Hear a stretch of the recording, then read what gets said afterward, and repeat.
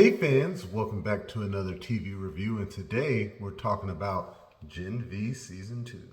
So Gen V is a spinoff of The Boys, and the second season continues to follow the Guardians of Godolkin. You got Marie Moreau, you got Emma Meyer, Kate Dunlap, Jordan Lee, and Sam Riordan. Now, of course, unfortunately, Chance Perdomo, he passed away in between the seasons, so Andre is not a part of this season. The writers, they took some time to mourn. They made the decision that they would actually kill the character off in between the seasons, and you do find out what happened to him, unfortunately. And I still do believe that it would have been better for them to recast that role, because I think there is a lot that that character could have continued to bring to the series, even if it's a superhero show. There's many ways you could explain why he looked different if they wanted to go that route. But his storyline is pretty much handed over to his father, who briefly appeared last season, portrayed by Sean Patrick Thomas. I think there is a lot of emotion there. I think they handled it decently considering what they did. I enjoyed Sean Patrick Thomas's role, his connection with the other students. I think it'd be great for his character to return for more seasons. But going back to season 2, of course, at the end of the previous season, most of the main cast were locked up in Vought Tower. Sam and Kate, they had both turned evil. They had gone over to the dark side, and they were doing this whole soup superiority thing and started releasing all these locked up soups to attack the school. So this season, most of the characters are basically given pardons, and they are allowed back to school under the new dean, who is Cypher. And this season does focus heavily on Marie Moreau. She was the main focus last season, but there's even more to her story this season. We learn more about,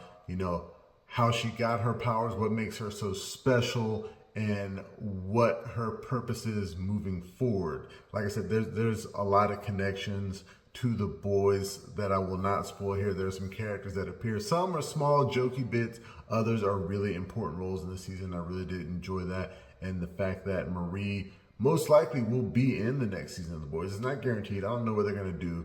But I think moving forward, she's going to play a big role in the end game of the series. I like Hamish Linklater as Dean Cypher. He's probably my second favorite character this season. The way he speaks, the way he moves and talks to these soups like he's smarter than them, I really did enjoy it. He asked a lot of interesting questions this season that makes a lot of sense. Like, superheroes, when they use their powers, they just use them. A question he asked, because one of his goals is to make these kids stronger. And he's like, how do you use your powers? How do you actually use your powers? One of the questions he asked to Jordan Lee is like, how do you change genders?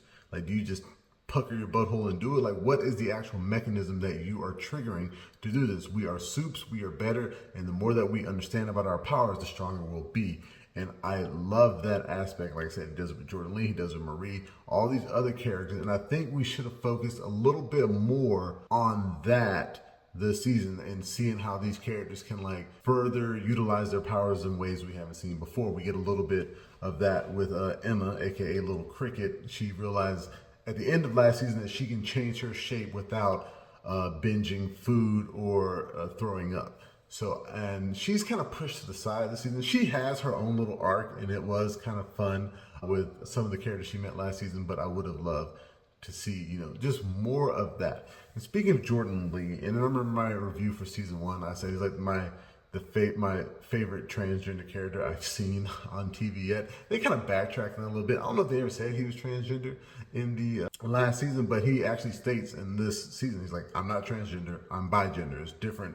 So they play with all of that. And another thing, speaking of powers and going back to that they talk about the season, or they show, they don't really talk about it, but a lot of these soups, a lot of these young soups have terrible powers, have powers that you couldn't use these to become a hero at all. It's like there's one girl, she has the powers of a bee, but the only ability that she has is she can create honey, and she has a bee stinger. And of course, if she stings you, she will die. And it's that's just kind of an awful power. There is another soup who has I don't know if you've ever seen the Adventure Time with Finn and Jake, but that witch who had the bottomless bottom. His butthole is a quantum singularity or whatever, so he can he has infinite space in there. There's another character who can turn his big toes into thumbs, and it helps him grab things. And there's more just ridiculous powers that some of these kid soups have. And it's like, you injected me with compound V for this. And I like how they kind of talk about that a little bit more, like the superiority and the difference between the soups, and some have great powers. And this is like a parallel to the X-Men, like how some of the X-Men have amazing powers, they look normal, and other ones look like monstrous. Like none of these kids look monstrous, except for that bee lady. That stinger was gross.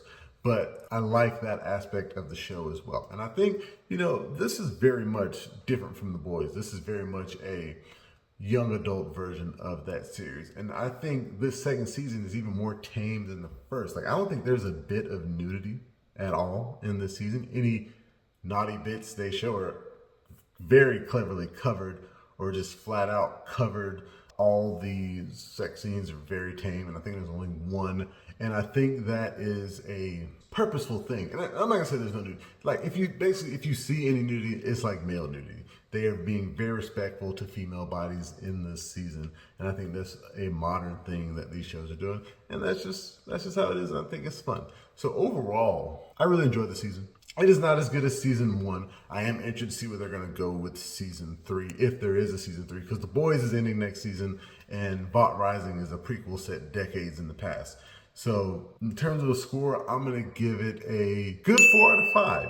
I think that there were many things to enjoy about this season, many twists and turns, many surprise characters that I didn't expect to see, and many revelations that I'm glad were revealed. And I think at least one more season would be good for the show. The acting's great, the story is fun, and the characters are interesting. Oh, and there's one more thing. Like I said, there's a lot of twists and turns, but there is something that you find out when you find out who basically like the main villain of the show is for this season. There is something that is revealed about them that pretty much lets you know what's going on immediately. It's like when they state this fact, you're like, it's very stupid that the kids don't understand what's going on, considering all the information they had at that point. And even me myself, I was like, okay, I know what's happening here. I know what's going on. And when it got to the end, I was exactly correct about that fact. So I don't know. Again, Chance Perdomo passing away, the way they had to change the writing around, I'm not sure how different it would have been, but I feel like that's something that could have been written a little bit better. I'd like to thank you guys again for joining me for this TV review. Remember, you can find the full review on YouTube and the website, flipfrogllc.com/flicksfrog. You can find us on Facebook, Instagram, Twitter, and Reddit. And please, pretty please, make sure that you like, share, and subscribe. And until next time, I'll be seeing you.